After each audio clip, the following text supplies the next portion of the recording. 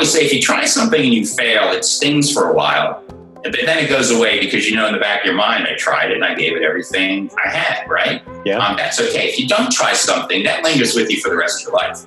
That never goes away.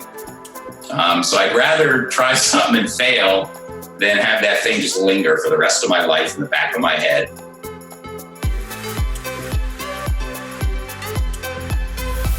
Hey friends, welcome back to the Future of Fitness podcast and interview series. This is your host, Eric Malzone, and this is episode number 155. I talked to Daniel Schreiber of WearBands.com.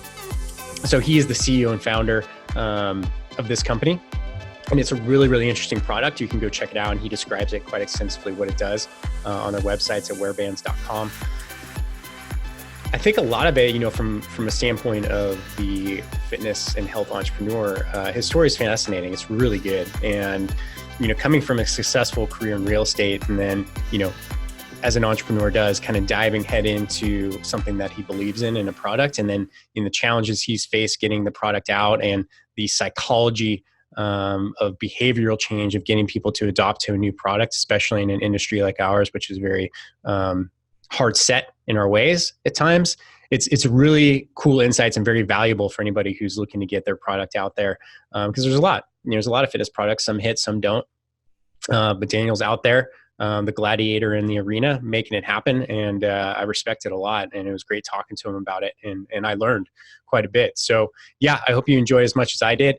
And this episode is brought to you by CertifiedCourseCreation.com. So Kate, Jeremy, and I partnered up, and we are working on certifications constantly.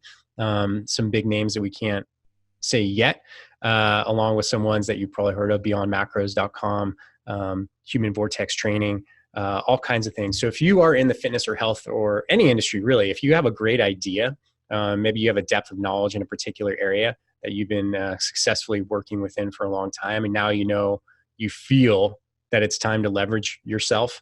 And what I mean by that is stop trading your time for money and start making a greater impact by sharing your knowledge, specifically with people that can take something and do something with it and run with it. Then this is a good opportunity for you. So go to CertifiedCourseCreation.com. You can check out a little bit about, Kate and I. If you listen to the show, hopefully you know a little bit about me. And just book a call.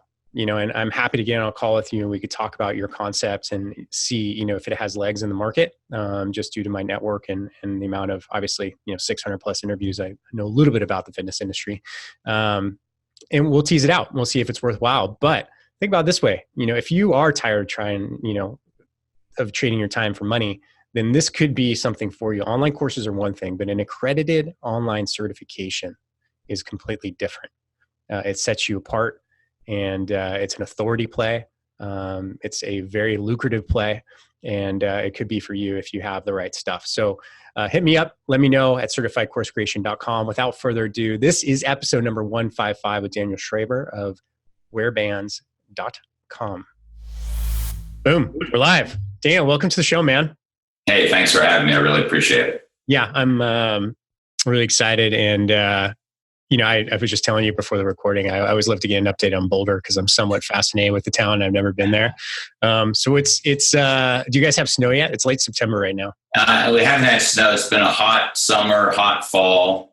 Yeah. We just moved here 4 years ago. I used to live in the DC area. So we kind of picked up our family and moved out here about 4 years ago, and happy we did. But no snow yet. It's been hot. It's supposed to be in the 80s again. And Boulder weather is I heard it was, but now that we live here, I've really experienced it. What was the impetus for? What's that? What was the impetus for you moving your family out there? It was really like a lot of people in Boulder. It was really just sort of a lifestyle decision. We had 3 young girls at the time. I think they were in first grade, and then we have twins in preschool. And we lived in DC, and I lived there a long time, and my wife did too. And we didn't have anything against that area. We kind of liked it. We just decided, it's kind of a high pressure place for kids, and we both lived in cities our whole lives, and we just thought, if we were going to move and maybe raise the kids somewhere else, where would we go? And we, like a lot of people, we poked around out west, looked at a lot of places, and like a lot of people, for probably very same reasons, gravitated towards Boulder. And just picked up and moved about 4 years ago. Where else did you look? Because we did the same thing about 2 years ago. We literally had, my wife and I had a map of the Western United States and British Columbia, and we started putting pinpoints in all the places we want to go check out. What else was on your list? Yeah, my wife who had spent some time in the Pacific Northwest, I think she lived in Portland for a while. She lived in Seattle for a while. She floated that idea, and I just shot that down. I said, look, I want to move, but I got to move somewhere where there's more sun than rain.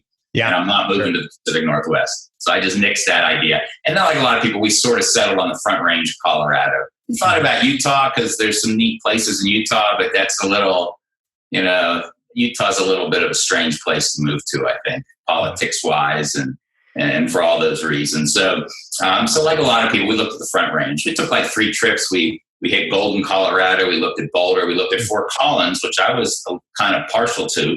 We looked at Longmont. So we kind of went up the Front Range of Colorado and looked at all the towns. Yeah. And we kind of came down to like Fort Collins and Boulder.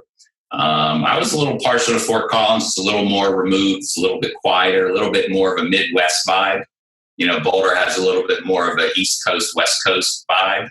Yep. But Boulder's closer to the airport. Schools are a little better, for all the same reasons, that everybody else, ends up saying, yeah, this fits what we need if you're raising a family. Ended up in Boulder. Did you ever look at the livability score? Have you seen that website? I haven't. I've read articles about the best places to live kind of things, but not the livability scores, no. Yeah, it's a pretty interesting thing. So people who may be listening to this are starting to get inspired about moving somewhere that's more lifestyle driven, like a Boulder or Whitefish where I'm at, or Provo, or, like all these places that Flagstaff, very lifestyle driven. There's a cool website. I don't know what it is. If you just type in livability, it'll give you like scores depending on, crime, schools, price of housing, weather, all these cool things. And I live on that website for a year while we were kind of figuring it out. Nice. That was your go-to source. Yeah, you, man. I'm glad we did. And like a lot of people, I wish I'd done it. 10 years earlier. Yeah, that's awesome. So Dana, for people who don't know you, give us a little bit of the background on your story. It's Dan, not David. Oh, I'm sorry. That's all right. Yeah. It's my dad's name. Did I say David? Yeah, Dan. Yeah, please give us some background, man. Yeah, I was born and raised in Pittsburgh. Spent my life as a Steeler fan and a Pirate fan and a Penguin fan until I went to college, and I went down to Duke University a couple of years, up to New York to Wall Street for a couple of years, back to business school, to the Wharton School. And I got out of there and spent about the next 20 years in the real estate business. My family was sort of in that business. I didn't go into the family business. I went out on my own, but there were a lot of things about real estate I found attractive as somebody who wanted to work for themselves and kind of do their own thing, right? So I spent about 20 years, a couple of years working for a company. Then I went out on my own and I raised some money from some of the people I used to work with in New York. And in the early 90s, I went out and started buying up apartment complexes, which were a good deal at the time. And then I spent the next 20 years building that business. We had a management company. We ended up with about, probably about 600 or 800 apartment units. We had an industrial property we ran. We had about 25 employees running it. And I did that. And then we kind of got to the place in mid-2005, 2006, and real estate had recovered, and there was nothing interesting to do from a acquisition standpoint with my investors, and I wanted to try some different things. So I just kind of felt it was a good time to get out, because I didn't really understand the industry anymore. The prices were getting kind of crazy, and I had very good investors. They said, "Do whatever you want to do." So we unwound the partnerships and sold all the properties kind of in 2006, 2007. Timing ended up being very good. And I can't say that I had a crystal ball. I just knew that what was happening didn't really make sense to me anymore. And I always think that's a good time to try something new. Yeah. So I got out. I did a few things. I was a professional photographer for a few years. Worked for a lot of magazines and papers in the DC area. It was always sort of a sideline passion of mine. And then I ran into a person who invented this concept, basically said, everybody uses resistance bands. Why can't we put them on your body? And I thought that was a kind of a cool thing that nobody was doing. I remember going home that night and Googling, wearable resistance bands. I got 0 hits. And I said, I think, we're onto something. And we partnered for a short time. He was an inventor. I was a business guy. The inventors and business guys don't always see things the same way. Turning his invention into a business was going to require some changes that he, as the inventor, didn't want to make. They tend to love their inventions the way they are. And so I ended up acquiring all the intellectual property that we'd sort of amassed to date from him, and made the changes I felt needed to be made to kind of make this potentially a viable business. And I took the leap a few years ago and said, let's go do it and see if, we can make this happen. And it's been about a little over 3 interesting years in the market now. And we're, and I'm still cautiously optimistic that this concept is going to catch on and it will be at the forefront of it. Yeah. Interesting, man. A couple of questions for you, just hearing that. First of all, and I don't want to spend time on real estate, but what are you thinking now? I mean, 2020, I've been reading a lot about it because we're watching the market here where we're at, to hopefully potentially get some property. But I mean, it's got to be coming. There's got to be a downturn, right? I mean, I just, for example, and this, but I grew up in the Silicon Valley before it was all that. And my dad bought a property when I was born for like $130,000, right? We sold it, or he sold it, about 15, 20 years ago. But I looked today or last week, it was valued at 3.1 million. Like, when does this end? Like, are we looking at another recession? But I mean, in certain areas, look, I've lived real estate. Nothing goes on forever. And I learned it in my business, and it doesn't go now. And I was in commercial real estate. So we were apartment complexes, buildings. It's a very different world from residential real estate. It really, different things sort of matter. But there's certain areas, Boulder's one of them, because of the local politics, how hard it is to build anything new. Yeah. And it doesn't matter how hard you fight that with ordinances and zoning and all this stuff. If the supply is constrained and there's people that have some money that live in a particular area, it's very well insulated against downturns. I mean, there'll be downturns. Everything gets affected. It kind of trickles down. Especially if you have a big kind of meltdown like 2008 or 9, everybody gets affected. There's certain areas that are insulated from it. Silicon Valley, I'm sure, is one. Marin County, Boulder County. I mean, there's certain areas that, but for the most part, nothing goes on forever, and it's tricky to play the guessing game of when it's going to go up and when it's going to go down, because there's lots of prognosticators out there and they're all guessing. Yeah. Interesting. Okay. Thanks for the real estate knowledge. Real estate 101. Totally selfish of me. I'll tell you what, when interest rates are really low, not a good time to buy real estate. Okay. Because as soon as they go up, your value goes down. It doesn't matter what market you're in. It's very much tied to interest rates. So when interest rates are this low, personally, I would stay away from buying real estate. Okay. That's a huge tidbit. So when you saw this opportunity, I mean, you're obviously a savvy business person. You've been doing, multiple things over many years. When you saw this opportunity for the current company that you own, how did you identify the opportunity? Like, what made you think like, okay, like you must have had some criteria that you look at besides just a gut feel. I mean, many entrepreneurs mainly go by gut feel, but what was your identification of how you look at it? I mean, it's a great question. I mean, I had some, I was an athlete my whole life. I played football in college. So I've been around a lot of strength and conditioning coaches, a lot of trainers. Even after I got out, fitness has always been important. And I'm, like a lot of people, I got a family. I'm always trying to find time to squeeze fitness in. I like fitness, but I'm not the fanatic that never misses it. So, I'm always looking for ways to, make my own fitness quicker, faster, and more effective, right? So when I saw this concept, I had some idea about what people were doing in the sports training world, and what kind of tools were out there. And I also knew that it fit like a need in my life. So, it's sort of that feeling that you sort of have knowledge of what's going on in the training world, and you see a product that does something that sort of takes 6 or 7 products that people cobble together to try to do the same thing and sort of puts it in a simple package. And, like anybody else, any athlete that's either trying to get a college scholarship or they're in college at the professional level, they're looking for an edge. And if there's a product out there that can give them an edge, it becomes a very big market.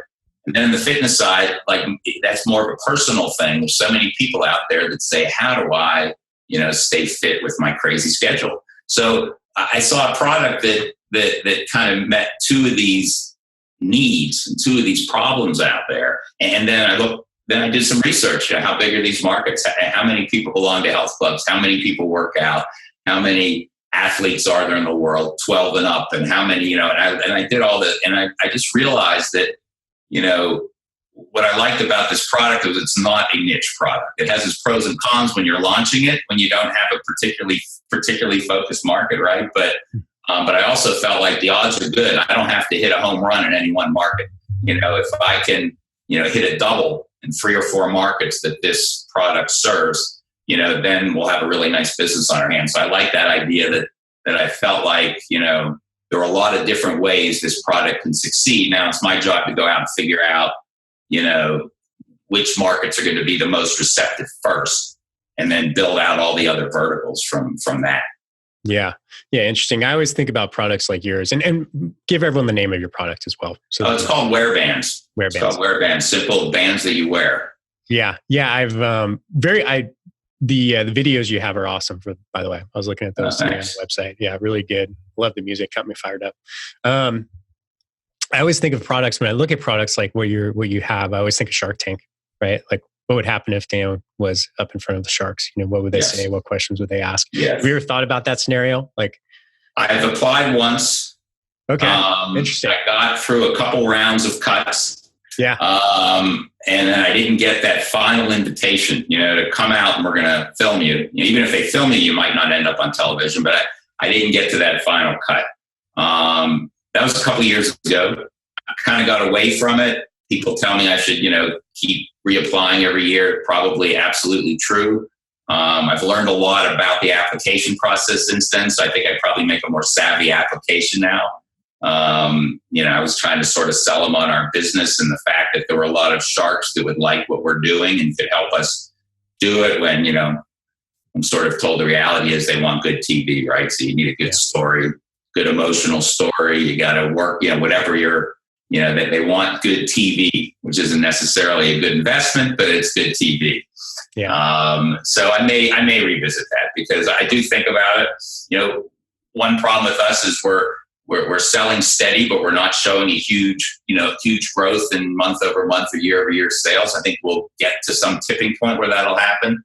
So I know they would sort of eviscerate us a little bit on, hey, you're in the market. How come your sales aren't better?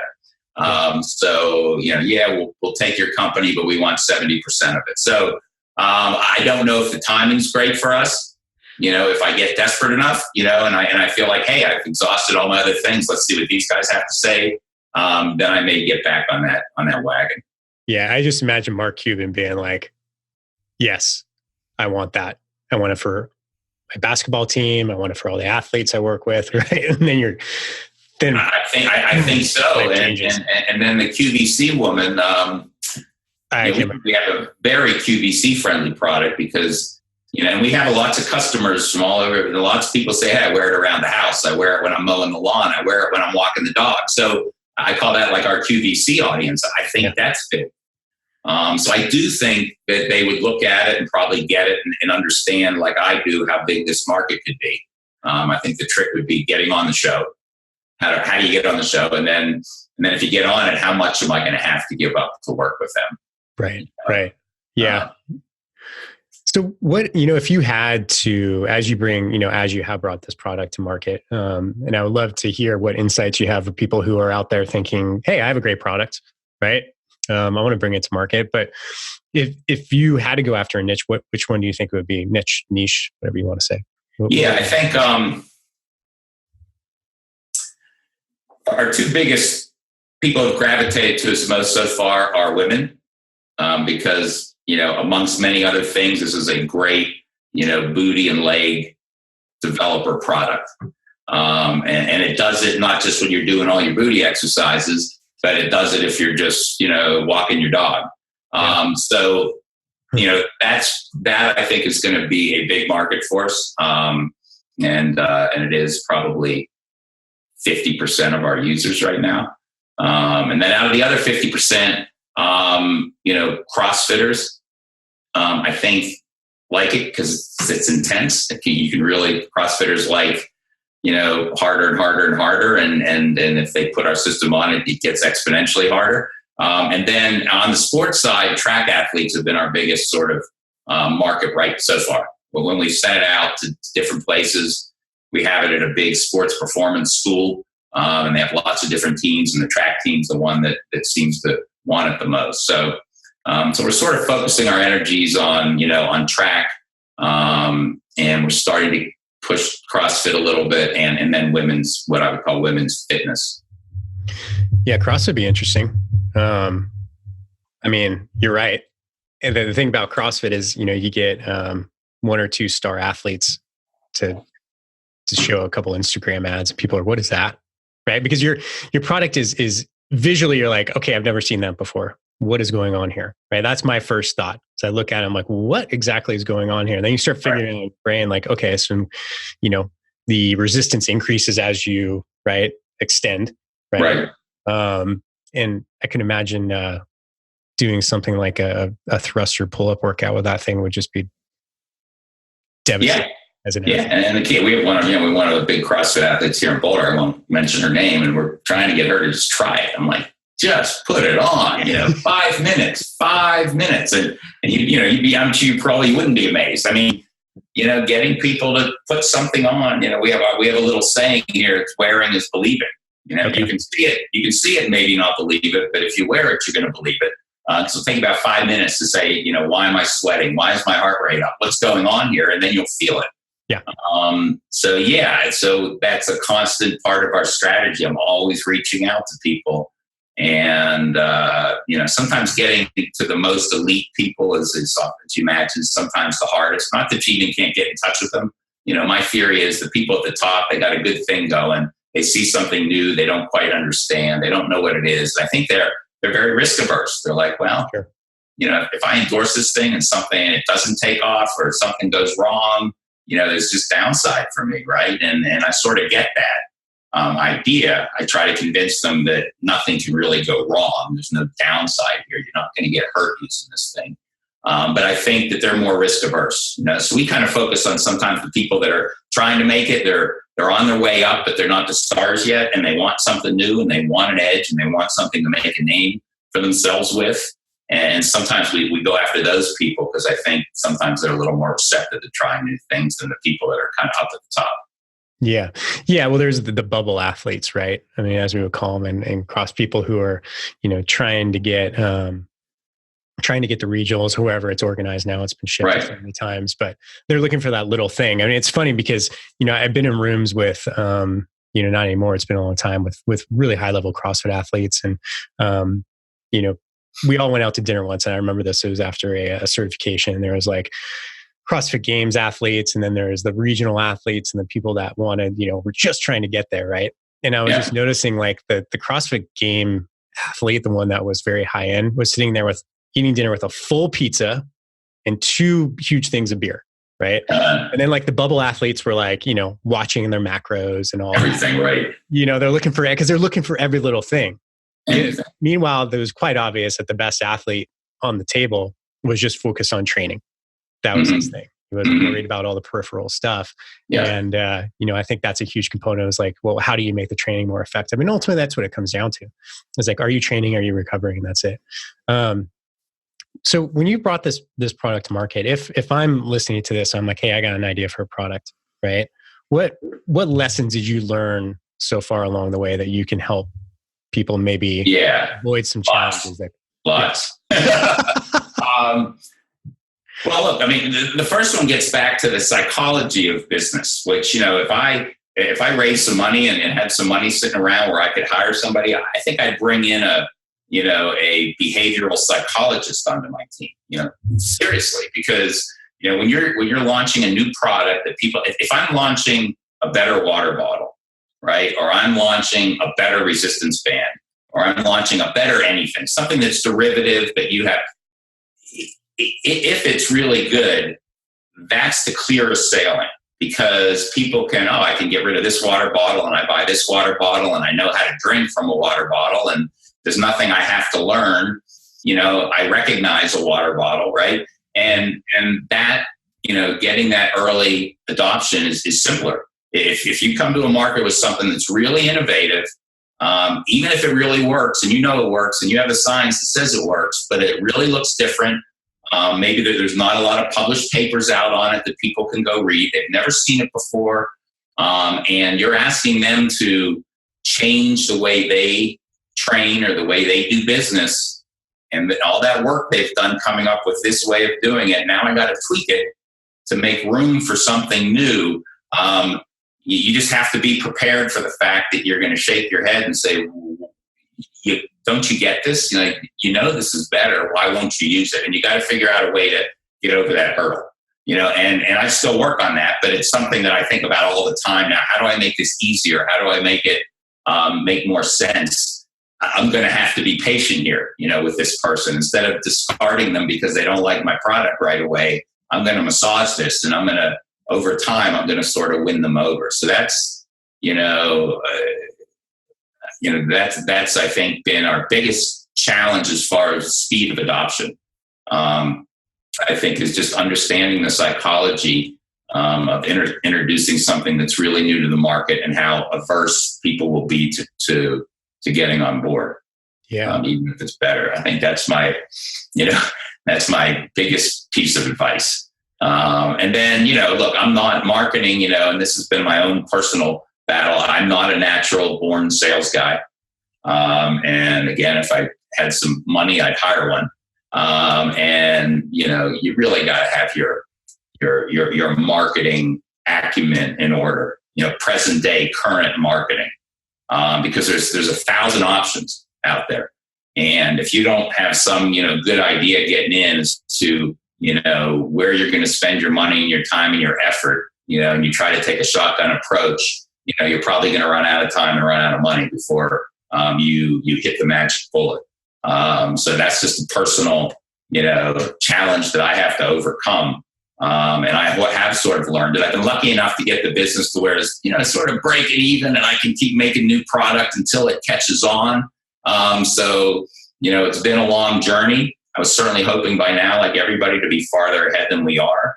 But I think part of what's held me back is I've had to learn a lot on the go about, where should I be focusing my time and my effort, especially if you're sort of a one-man shop like me and you have to be really careful. Those are the two things. I found marketing to be my biggest challenge, understanding where to go and how to do it, and the psychology of just how do you get people to adopt a new idea? Yeah. Yeah, that is an interesting thing. I've been, just due to some projects I've been working on, I've been really getting into like personality assessments, Colby, DISC, predictive index, all these things, right? And seeing how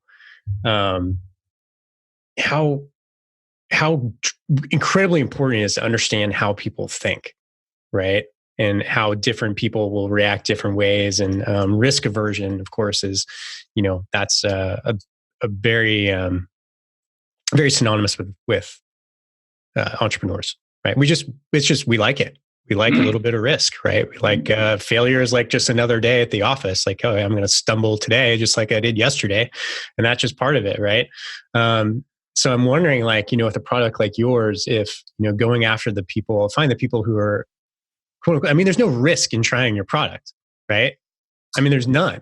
The only thing, like, what would possibly be your risk? Like, okay, well, it looks different. So people may say, may make fun of me for it originally. I don't know. Like, what is it? There is no risk. I don't know. It's just trying. I guess it's time. That's the thing, right? That's what they're risking is like, well, if I'm using this and I'm not doing a traditional training or I'm not doing something else, I'm risking my time. That would be about it. I make that pitch all the time to writers, who do gear reviews and stuff. I said, let me just send you one. Yeah. You don't like it, throw it out. Right. Personally, I'd like you to send it back, but sure. I said, if you don't like it, that's okay, but why not try it? I do think, I do think part of it's not like a risk I don't think part of it is thinking about the risk of using the product. I think when people see something they haven't seen before, they figure if it hasn't been invented yet, it probably is a gimmick. It probably, doesn't work. It probably, if it's not here, then if I haven't seen it before, then why should I waste my time? And which is a strange kind of thing, but I think people, if I haven't seen, I'm an expert, right? Everybody thinks they're the expert. I've studied, I got all my degrees, I got all my certifications. If this has never come up in all my stuff and I'm the expert and I don't know about it, then, this isn't even worth my time. I mean, I've come across that sort of attitude before. Now, I've come across people that look at it and say, I've been waiting for something like this for 20 years, and I know exactly what this is going to do just by looking at it. Please send me one. I meet those guys, but I meet, 20 of the other guys that say, I don't know what this is. This isn't going to help me. I'm like, just try it. I don't even have to try it.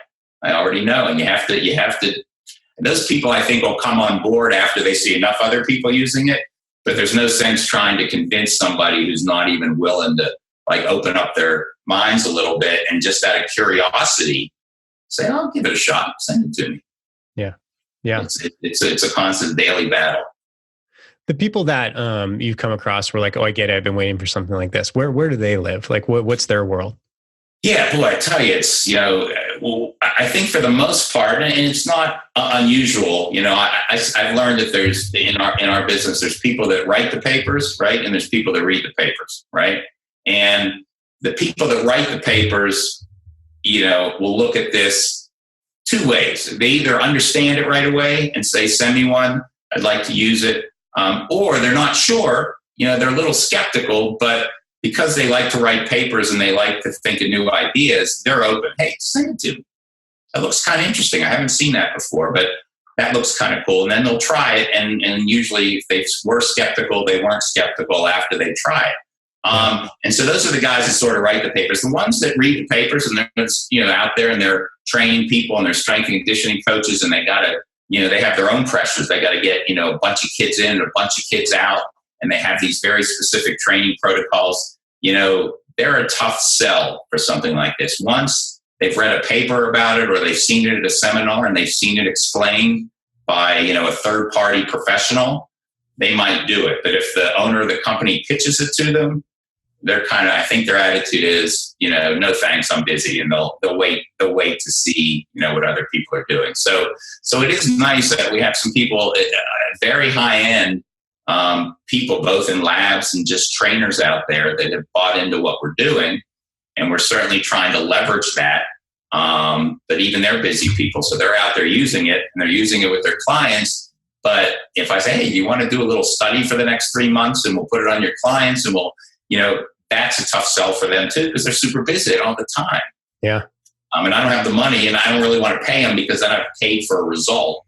So we're still sort of in search of those high level people or teams that, just out of the, because they're interested, will say, yeah, we'll work with you on this. And that's a challenge just because everybody's busy. Yeah. And my job is to figure out a way or to keep hunting till I find those one or two programs that say, yeah, let's do it. And then I think that'll give us a huge sort of bump in credibility. Yeah. Yeah. And, I've interviewed, between my two podcasts, something like between almost probably 600 people in the fitness and health industry in the last, couple of years. And when I ask people, what do you think makes people successful in this industry? And I agree with the answers that I hear the most often is it's persistence, right? Just this unshakable belief in what you're doing, because sometimes it just takes a while for people to catch on. And that, whatever that word comes in various forms, persistence, grit, resilience, right? All the words, right? Right. You live it every day. Right. So do I. And I think that's, something that, is because you'll find it. Like that's the only guaranteed way. Like if you just don't give up, you'll get there. Right. Well, I think that's right. And the challenge as an entrepreneur, is how much time do I have, right? I mean, yeah. I don't have an endless horizon to keep doing this, yeah. But, and I ask myself that at least every week, where are we? Am I seeing enough positive feedback, and, that I feel like, this is still going to succeed, right? If I went 3 months spinning my wheels and I got nothing but negativity and this isn't going to work, and let me tell you why, and blah, blah, blah. If that's all I heard, for 3 or 4 months, sometimes, as an entrepreneur, you have to say, well, what's the market telling me? I might have a great product, but a great product doesn't make a great business. And, you have to be honest with yourself. But, I have found what gives me my constant belief is every month, every 2 months, something else good happens that from some, reputable people that say, I think you're really onto something. Let me use it. Let me post some videos. We're starting to collect some data. Some labs asked for it. And now we're getting sort of independent, research done on it. And so there's always been enough good news every few months, that when you talk to all the naysayers, you're not too worried. You're like, okay, when you're disrupting something and doing something different, you're going to have more non-believers than believers when you start, and you just got to keep going. Yeah. Oh, it's awesome, man. That's it's true. It's just true. And, there's going to be, so many times when you're bringing something new to the market, or you're out on your own. And I can't tell you how many times, maybe I'll, a client will go on hold, or, something like that, where you're like, yeah, God, that offer I got for that, salary job, a couple months ago, it's starting to sound pretty good. Right. Like, I wonder what that's like, just to get a paycheck every month. Right. That's like, I forget, it's been so long. Right. It's true. It's true. You wonder, look, you can't, I don't really buy entrepreneurs that tell you that they're 100% sure all the time. I know it's going to make it, you got to tell yourself that, you got to tell people that, but I promise you, if you're honest with yourself, you have doubts, you're not sure, you don't know. And that's where not being risk averse comes in. You don't have to be 100% confident. You have to be really good with not being 100% confident, right? Yes. And I don't know if this is going to make it. I may spend 5 or 6 years of my life and it's not going to happen, but I think it's going to, and that's okay. And you just, you have to deal with doubt and say, I don't know. I don't know, but I think so. I think it's going to work. And as long as I think it's going to work, I'm not 100% sure, but I'll keep doing it. Yeah. Until I can't do it anymore. If you're not good with discouragement, if you don't handle discouragement well and rejection well, then you're just going to get ulcers trying to do this, right? You have to be able to take it in stride and not get worked up. And when people say, no thanks, this is the biggest piece of junk I've ever seen in my life, you have to shake your head and say, okay, thank you very much for your time, and then move on to the next person. Yeah. Well, there's a couple simple questions. People are like thinking, should I go for it? Right? I got this idea, I got this product, I got this whatever, right? Should I go for it? Should I go for it? So you can ask yourself a couple simple questions. A, in 10 years from now, looking back, will you regret not having tried? Right? And you just put yourself in this like objective point of view of your future self, which is pretty powerful. And then number two, depending on that answer, of course, is, well, what's the worst possible case scenario if this doesn't go well? Right? Right. I'm doing fine now. But I always think about that, right? And I'm like, well, if I take a big risk, like what's the worst thing that happen? I'm like, oh, my wife and I live in our van. Right. Worst. That's the worst. Right. That could possibly happen. Right. And then you're like, oh. But I think we conjure up these things of like, well, God, what's the worst thing that can happen? And but it's oftentimes it's not. Not only worst things that happen, but people don't like failing. Yes. Right? Failing makes some people feel like a failure. Right. Right. If I fail, I'm a failure. If I fail, I wasn't smart enough. If I fail, whatever. And it's a personal, they take it like personal.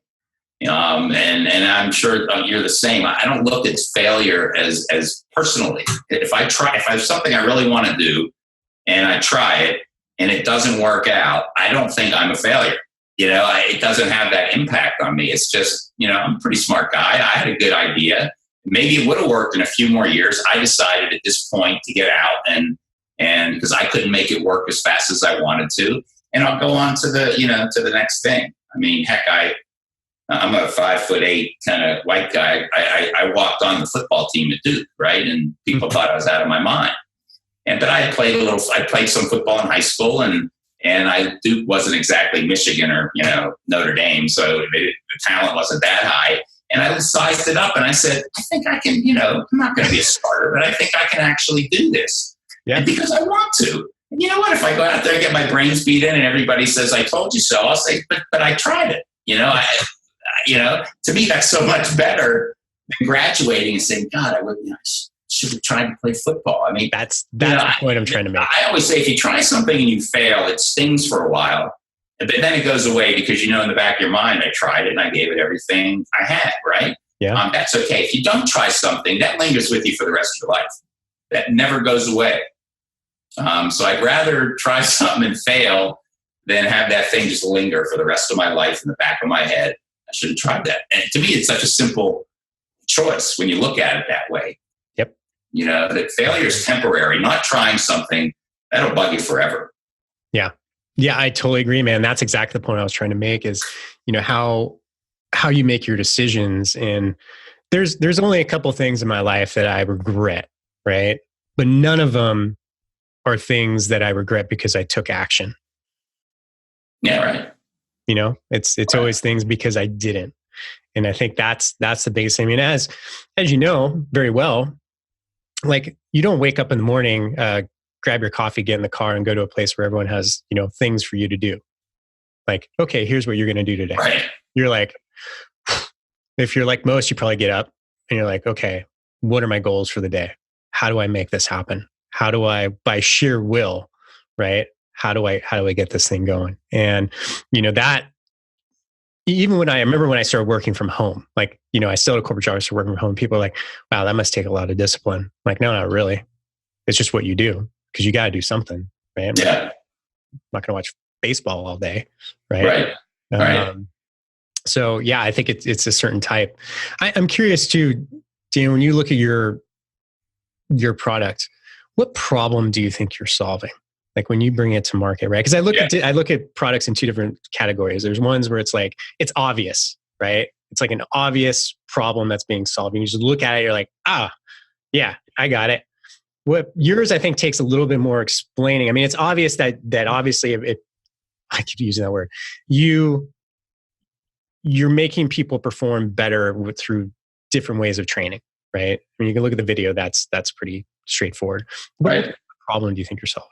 Yeah, I mean, there's two. There's the problem we're solving in the sports world is that functional resistance. Is real. The tools that apply functional resistance are all pretty inefficient. They just are. You make do with what you have. So everybody out there has tried to make the best of the tools that have been available to them to provide functional resistance. Everybody agrees that functional resistance is super important. And if you want to move fast and move, you got to add some resistance and teach your brain and teach your muscles to do it. Every tool out there that does that is inefficient in some way because you can't move because your limit is to what you can do when you put it on. So if you're trying to teach somebody to do something functional, you give them a tool and you say, we're going to use this tool to do this one thing, and then we're going to use that tool to do this, and then we're going to hook you up to that fence, and then I'm going to hold it. Everything that they're teaching them to do, is limited by the tool. But they've cobbled together 10 different tools, and let's do this for this and that for that. And even among some of the tools, since you aren't really free to move exactly the way you want to move, you're being limited. But that's what's been available, and a whole industry and a whole philosophy of training has come, around based on here's the 6 tools we have. How do we use them to, train people functionally? The problem we do is if you believe in functional resistance, then the best functional resistance is the functional resistance that's on your body, and you can go just do anything you want to do. So if you believe in this idea that, sleds are good, running parachutes are good, running with a band around your waist is good, and all those different things. If you believe that, then you also have to understand that your subjects and your athletes are sort of mimicking movements, but it's not real. You're faking it a little to get as close as you can. So that's what we've done. We've said, if you like functional resistance, how about put it on your body and go do whatever the heck you want to do? There's nothing more functional than that. And you're getting all the benefits of all those other tools you're doing, but you're zeroing in. So if you're looking for that extra 1/10 of a second in the 40 or that extra inch of vertical leap or that little bit of extra quick, if you're looking for that edge, then a tool that allows you to, let's say you're training for a combine and you're doing a 5-10-5 and you're doing a high jump and you're doing a 40-yard dash. If you can put a piece of resistance on, it doesn't weigh anything, by the way. So it's not altering the way you're moving. It's not adding any extra impact. If you can put a piece of resistance on you and train those 3 combine things at full speed as hard as you can under that resistance, you can't get more functional than that. So that's the problem we solve. Right now there's several other products out there that all are halfway solutions that everybody's using. Our goal is to, win over people and say, if you believe in functional resistance, why wouldn't you want to apply it more purely than you're applying it? And then on the fitness side, the problem we're solving is simply one of workout efficiency. If you love body weight workouts, that's fantastic, but you're going to have to do hundreds and hundreds of reps, and it's going to take you an hour to work out, and you're going to have to do this big circuit. If you can just figure out a way to add resistance that doesn't weigh anything again to that same workout, now my hour workout is 40 minutes, and my half-hour workout is 20 minutes. And it has to be, because you're activating more muscles. It's not rocket science. It's sound science. So on the fitness side, it's like if you're busy and you're spending that 1 hour of workout time or that half-hour workout time 3 times a week, one simple tool is going to give you 25% more benefit. Why wouldn't you use it if you're serious about fitness? So those are the 2 problems on the sports and fitness side that we think, we solve. It just looks different and looks funny to people. And, my personal belief is once enough people are out there, we have 3,500 customers right now, I think. Once enough people are out there, and I just saw that in my group fitness class, and I just saw that guy training at the track, and it's not so weird anymore because they tell me it really works. And then that self-consciousness of trying something new, I believe, will melt away. And then I think we'll have a nice business on our hands. Yeah. It's that critical mass, right? Where people don't feel like they're ostracizing themselves from a tribe because they're trying something new. We're in a different tribe. Everybody's looking at me funny. Well, okay, but now there's 1 of you, and then there's 2 of you, and now there's 5 of you, and now they're not looking at us so funny. Now they want to know, why are you using that? Well, because instead of burning 400 calories in my workout, I just burned 500 calories. I just added all this resistance to my workouts, and now my legs are stronger and my butt looks better. And or if I'm an athlete, I couldn't dunk 6 weeks ago. We've heard these stories. I couldn't dunk 6 weeks ago. I trained with your product. I just dunked for the first time. All of a sudden, it becomes something people want instead of something people are, reticent to try. Yeah.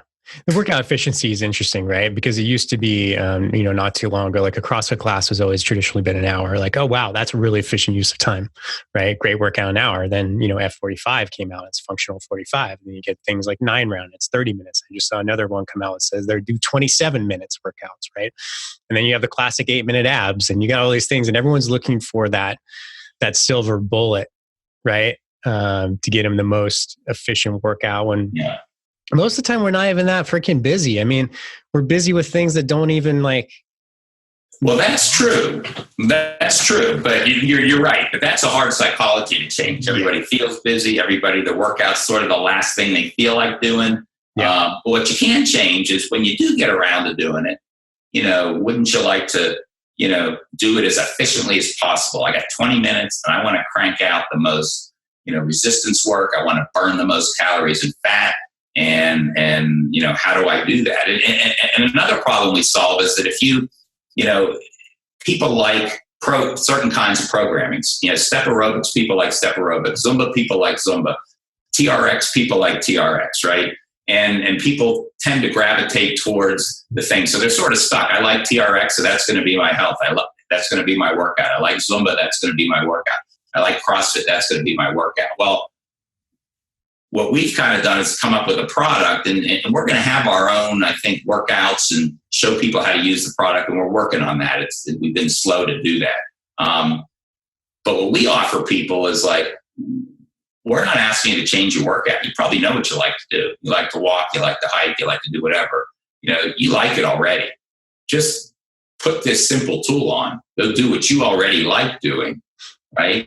And you're going to get fitter. I guarantee you, by the fourth time you've taken this to your TRX class, or that you've taken it or you've trained with it in your CrossFit class, you're going to do more burpees. You're going to do more box jumps. Your score's going to go up. So we're not limiting people by our product and then saying this, you have to like suspension training to use ours. You have to like aerobics to use ours. You have to like something. You already know what you like. We have a tool that simply, makes a better use of your workout time if you just put it on doing what you already love doing. Yeah. We think that's kind of makes different from a lot of fitness product, even BOSU. You have to like BOSU workouts to buy a BOSU. You don't have to like any kind of workout to buy WearBands. Whatever you like, just add it. It's an additive product that enhances what you're doing. Yeah. We think that's a compelling argument. It's just a function of, like you said, perseverance and sticking it out until, we become a 7-year overnight success, right? I mean, somebody's good. We have celebrity trainers out there using it right now, and we're trying to work out some things with them and trying to get them on board. And we've got some high-end athletes using it, and we're talking to them. It's always a function of, can we afford the people that could actually, right, put us on the map? What can we do for them to make it enticing to them? But if one or two of these things kind of goes our way, all of a sudden, we're not going to become some strange thing I came across on the internet. We're going to become, I saw, that trainer says this really works, so I should try it. And I think we'll be in good shape, but it's work to get there. Yeah. Yeah, it always is. Man, great story. Great insights, man. Dan, where do people go to find you if you want to get a hold of you? And yeah, it's very simple. It's WearBands, so they're resistance bands you wear, right? So it's WearBands, and it's wearbands.com. It's our website. Our name is WearBands. On Instagram, on YouTube. If you go to YouTube, you'll see a huge library of every sport, every type of workout. This idea that you can just put these on and do anything you like doing. So you can find us everywhere at WearBands. You can reach me. I'm Dan Schreiber at WearBands, so people can send emails directly to me. You can chat with us on our website if you get there and have any questions. We can, help you through it. And, we have an interesting statistic. We've sold about 3,500 systems. We have one return, so 3,499 out of 3,500 people have kept their system. And that was just a kid who played tennis, and his tennis coach didn't want him to have it. So his tennis coach made him send it back to us. Although we got lots of tennis coaches using the product, but he didn't understand it, didn't like it. So people accuse us of, your reviews can't be real on site because, 99% of our reviews have been 5 stars. And I'm like, I'll show you, I'll show you the program that brings in the reviews. I don't touch them. They just go right on the website. And so when people put them on and try it, they like it. Our challenge is to just get people, comfortable with it and try it. If they don't like it, they can send it back, right? We have a 30-day money-back guarantee. If you don't like it, we'll take it back. Awesome. Awesome, man. Well, thank you so much for your insights. Thanks again for the real estate tips. No, sure. Hey, helpful. I could be more informative in a real estate discussion because this has been a new market for me, and I've learned, and I think I've learned a lot. If you ever do a real estate podcast, I would consider myself even more of an expert. Yeah. Awesome, man. Well, I'm confident in you, right? I think you're the factor. If you were going to go on Shark Tank, I think people, will like the product, but I think they'll bet on Daniel. And I think that's I appreciate that. The key thing, man. So thanks for coming on. I really appreciate your time. It's been awesome. Yeah. Thank you, Eric. Yeah. Ladies and gentlemen, Daniel Schreiber. Hey, fitness fans, don't leave yet. It's your host, Eric Malzone, and I have a quick favor to ask. Actually, 3 favors. So, number 1, if you're a fan of our show, I asked you to do something that takes under 3 minutes. Go to iTunes, please, and subscribe to our show. Please, please, please. It means so much to us. It's so important. And then give us a favorable review. We would really, really appreciate it. And I can't tell you how much it means and helps us out. So I know it takes 2 minutes of your day, and it means a lot to us. So please do that. Number 2, go to our YouTube channel, our Fitness Marketing Alliance, and please subscribe to our YouTube channel there. Number 3, if you like this episode or any of the episodes that we've released, share it on social.